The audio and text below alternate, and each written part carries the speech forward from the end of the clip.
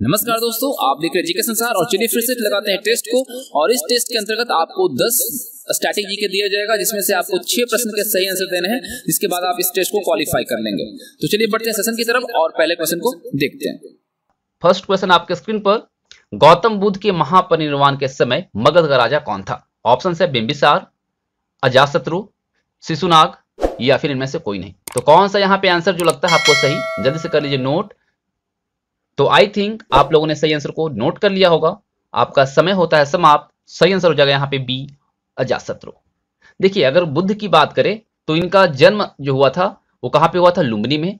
ज्ञान की प्राप्ति बोधगया में, सारनाथ में इन्होंने पहला उपदेश दिया था और कुशीनारा में इनकी मृत्यु हुई थी।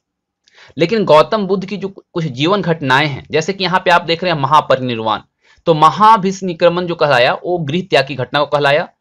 संबोधि जो है वो ज्ञान की प्राप्ति होने की घटना है, और महापरिनिर्वाण जो है वो है मोक्ष, यानी कि उनकी जो मोक्ष की प्राप्ति हुई उसको कहा गया है क्या? महापरिनिर्वाण।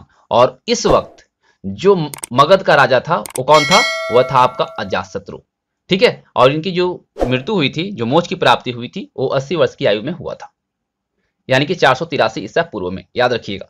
और उस वक्त मगध का जो राजा था अजातशत्रु, उसने शासन किया था 493 ईसा पूर्व से लेकर 461 ईसा पूर्व तक। तो यहाँ पे ऑप्शन बी सही रहेगा। तो आई थिंक आप लोगों ने सही आंसर को गेस किया होगा। चलते हैं क्वेश्चन नंबर 2 पे। क्वेश्चन नंबर 2 आपके स्क्रीन पर ए रहे, ध्यान से आंसर कीजिएगा।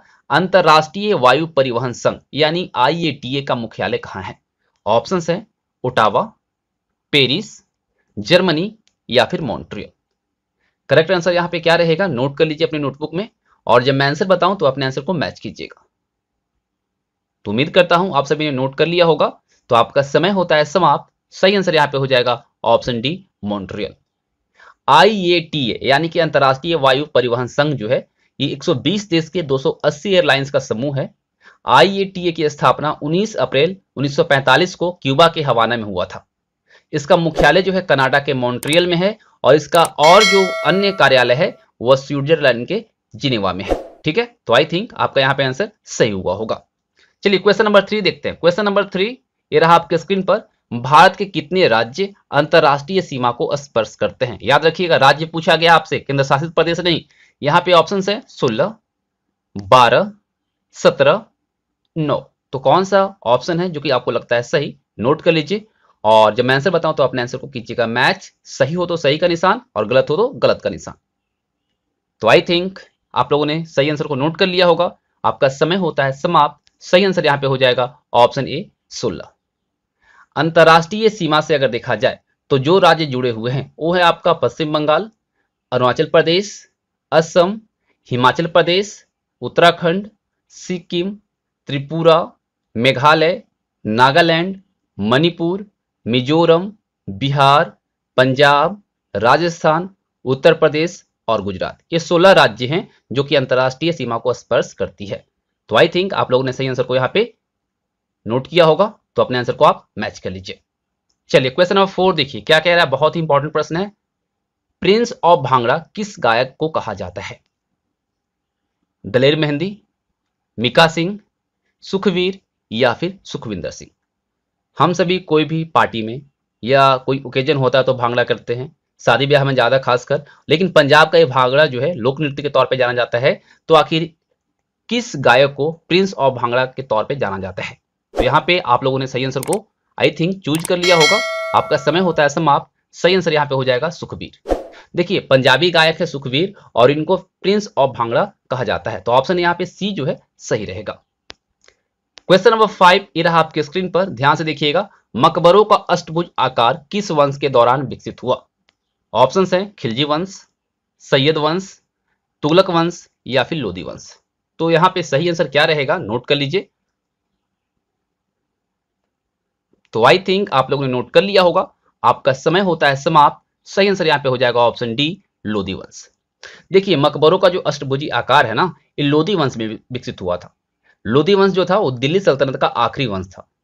इसकी स्थापना जो की गई थी वह बहलोल लोदी के द्वारा किया गया था, और बहलोल लोदी जो था वह सैयद वंश के आखिरी शासक को हटाकर 1451 में लोदी वंश की स्थापना की थी। ठीक है। लोदी वंश का संस्थापक कौन था? बहलोल लोदी। और बहलोल जो था वो सर हिंद का गवर्नर रहा था और एक अच्छा सैनिक था। अगर हम बात करें लोधी वंश का, तो इसका अंतिम जो शासक था वो था इब्राहिम लोधी। ठीक है, संस्थापक था बहलोल लोधी और अंतिम जो शासक था वो था इब्राहिम लोधी, याद रखिएगा। और दिल्ली में मुख्यतः 5 वंश ने शासन किया। गुलाम वंश 1206 से लेकर 1290 तक, खिलजी वंश 1290 से 1320 तक, तुगलक वंश 1320 से 1414 तक, सैयद वंश 1414 से लेकर 1451 तक, और उसके बाद अंतिम आया लोधी वंश जो कि 1451 से लेकर 1526 तक शासन किया। इसमें जो आप देख रहे हैं लोधी के पहले जो सभी 4 है वो मूल रूप से तुर्क थे, और जो आखिरी आप देखें लोधी एक था अफगान। ठीक है, तो यहाँ पे ऑप्शन डी सही रहेगा। और आई थिंक आपके सारे डाउट यहाँ पे क्लियर हो गए होंगे। क्वेश्चन नंबर 6 ये रहा आपके स्क्रीन पर। तसो मोरारी ग्लेशियर वेटलैंड देश के किस राज्य या केंद्र शासित प्रदेश में स्थित है? ऑप्शन है पुदुचेरी, जम्मू कश्मीर, हिमाचल प्रदेश या अरुणाचल प्रदेश। कौन सा आंसर यहाँ पे सही होना चाहिए आपके अकॉर्डिंग, कौन सा ऑप्शन सही होना चाहिए, तो आप नोट कीजिए जल्दी से। और हाँ, आपसे जो एक्सपेक्टेड लाइक्स है 200, इसे जरूर कंप्लीट कीजिएगा अगर आपको सेशन पसंद आता है तो यहाँ पे आई थिंक आप लोगों ने आंसर को गेस कर लिया है और नोट भी कर लिया है, तो आपका समय होता है समाप्त। सही आंसर यहाँ पे हो जाएगा ऑप्शन बी, जम्मू कश्मीर। देखिए तसो मोरारी जम्मू कश्मीर में लद्दाख के क्षेत्र में स्थित है, याद रखिएगा लद्दाख के क्षेत्र में स्थित है। ठीक है, और इस झील के आसपास का जो क्षेत्र है वो तसो मोरारी वेटलैंड रिजर्व है। यह जो झील है समुद्र तल से 4522 मीटर की ऊंचाई पर स्थित है। ठीक है, अगर हम इसकी एरिया की बात करें तो 120 किलोमीटर स्क्वायर इसका एरिया है।